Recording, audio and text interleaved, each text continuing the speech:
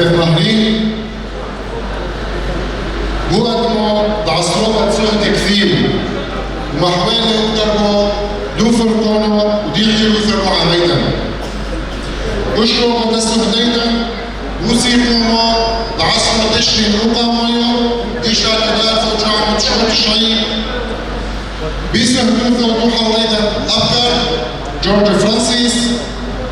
بطولو لتزابروس طايف. الشهداء هم من يصنعون الحياة والمستقبل للأجيال وبدمائهم يسطرون طريق الحرية والنصر لشعوبهم وهم دائما وأبدا يبقون رمزا لأعلى القيم الإنسانية تمجدهم شعوبهم وتقدس تضحياتهم ويبقون ذكرا خالدا في ذاكرتنا وواجبنا أن نحافظ على خطاهم ومبادئهم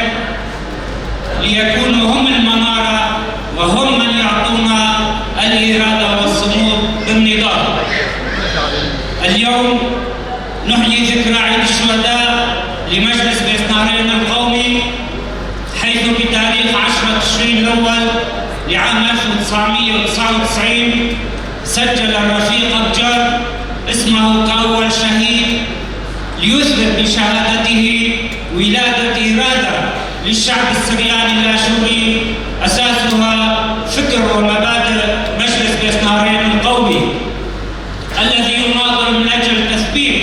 حقوق شعبه ويدافع عن الحرية والديمقراطية في الدول التي يعيش فيها شعبنا ليقدم بعدها عشرات الشهداء أرواحهم